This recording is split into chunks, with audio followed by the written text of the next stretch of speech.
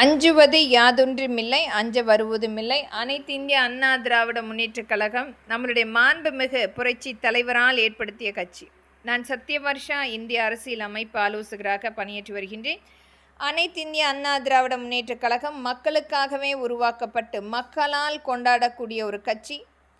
மக்கள் அந்த 3 வேளை உணவருந்த வேண்டும், வசிப்பதற்கு வீடு கட்டமைப்பு, அவர்களுக்குரிய வேலை வாய்ப்பு, தொழில் வாய்ப்பை ஏற்படுத்த வேண்டும் என்பதற்காக உருவாக்கப்பட்ட அனைத்து இந்திய அண்ணா திராவிட முன்னேற்றக் கழகம் இன்று வரை மக்களுக்குரிய நல்ல ஆட்சி அமைப்பை கொடுத்திருக்கிறது.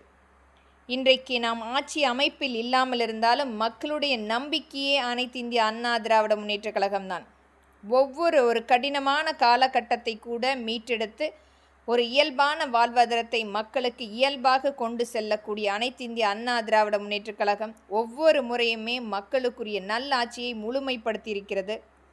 ஒரு கடினமான காலகட்டத்தில் கூட மின்வெட்டு காரணமாக ஆங்காங்கே தொழிற்சாலைகள், மிகப்பெரிய விவசாய மக்களுடைய வாழ்வாதாரம் அனைத்துமே திராவிட முன்னேற்றக் கழகத்தின் ஆட்சியில் அழிந்து கொண்டிருந்தது. நம்மளுடைய அனைத்து இந்திய அண்ணா திராவிட முன்னேற்றக் கழகம் ஆட்சி அமைந்ததுக்கு பின்பு நம்மளுடைய மாண்புமிகு புரட்சி தலைவி அம்மா அன்றைக்கு ஏற்படுத்திய அந்த மின்வெட்டு சரி செய்து மக்களுக்கு இயல்பாக எளிதாக கிடைக்கக்கூடிய சட்ட திருத்தங்கள், முழுமையாக அதற்குரிய திட்டங்கள் அமைத்து முழுமைப்படுத்தி மக்களுக்கு இயல்பாக இன்றைக்கு கொண்டு வந்து அந்த மின்சாரத்தை ஏற்படுத்தி இருக்கின்றார்.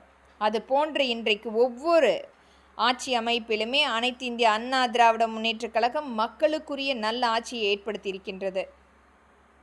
இனி வரக்கூடிய காலகட்டத்தில் கூட நம் ஆட்சி அமைப்பில் இல்லாமல் இருந்தாலும் ஆளுகின்ற அரசிடம் மக்களுக்குரிய கோரிக்கைகளை எடுத்துரைப்போம். என்றைக்குமே அனைத்து இந்திய அண்ணா திராவிட முன்னேற்றக் கழகம் என்பது மக்களுக்குரிய நல்ல ஆட்சியும் ஒரு நேர்மையான ஆட்சியை மட்டுமே முழுமைப்படுத்தி இருக்கிறது. நம்மளுடைய தலைவர்கள் இன்றைக்கும் மற்றவர்களுக்கு முன்மாதிரியாக, மற்றவர்களுடைய கட்சிக்கு இன்றைக்கு எடுத்து செல்லக்கூடிய முன்மாதிரி தலைவர்களாக விளங்கி கொண்டிருக்கின்றார்கள். வட மாநிலத்தாருடைய ஆதிக்கம் என்பது தமிழ்நாட்டில் அதிகபட்சமாக இன்றைக்கு நம்மளுடைய தமிழ்நாட்டில் 8 கோடி மக்கள் தொகையில் 2 கோடி மக்கள் தொகை இந்த வட மாநிலத்தாருடைய ஆதிக்கம் இருந்து கொண்டிருக்கிறது. அனைத்து கூலி தொழிலாளி மக்களுடைய, தமிழ் மக்களுடைய வாழ்வாதாரம் அழிந்து கொண்டிருக்கிறது. இந்த வட மாநிலத்தாருடைய ஆதிக்கம் ஒவ்வொரு இடத்திலுமே ஆக்கிரமி செய்து அங்கேயே வாழ்ந்து அந்த நியாய விலை அட்டையிலிருந்து அவர்கள் வாக்கு செலுத்தக்கூடிய அதிகாரத்தை கூட மறைமுகமாக பெற்று கொண்டிருக்கின்றார்கள். இது அனைத்துமே கவனத்தில் கொண்டு இவர்களுக்கு மாநில குடியுரிமை சட்டத்தின் கீழ் கொண்டு வந்து அந்த அடையாள அட்டை அரசு கண்டிப்பாக வழங்க வேண்டும்.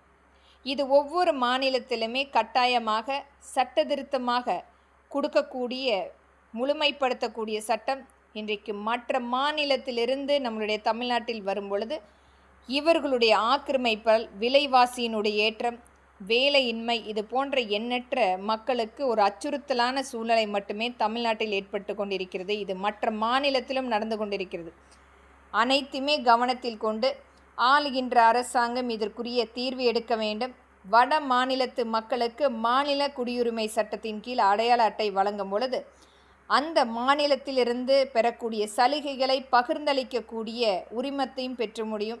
இன்றைக்கு அதிகபட்சமான கடன் சுமை நமக்கு காத்து கொண்டிருக்கிறது. அனைத்துமே கவனத்தில் கொண்டு இந்த மாநில குடியுரிமை சட்டம் வழங்குவதால் அந்த மாநிலத்திலிருந்து இந்த மக்களுக்கு உதவிகளை பெற்றுத்தர முடியும். இன்றைக்கு நம்மளுடைய மக்களுக்கே ஒரு மிகப்பெரிய ஒரு கடன் சுமை காத்திருக்கிறது. இதில் நம்மளுடைய வளத்தை, நம் மக்களுக்கு கிடைக்கின்ற வேலை வாய்ப்பு, மற்ற மாநிலத்திலிருந்து வரக்கூடிய நபர்கள், ஒரு சாதாரணமாக ஒரு நபர் 10,000 ரூபாய் என்றால் இங்கே குறைந்தபட்சம் அந்த 2 கோடி மக்களுடைய ஜனத்தொகை எத்தனை பேர் என்னென்ன வேலைகள் செய்கின்றார்கள், எவ்வளவு நம்மளுடைய தமிழ்நாட்டினுடைய வருமானத்தை எடுத்து சென்று கொண்டிருக்கின்றார்கள், அனைத்தையுமே கவனமாக கருத்தில் கொண்டு ஆளுகின்ற அரசாங்கம் இதற்குரிய ஒரு முழுமையான தீர்வு எடுக்க வேண்டும்.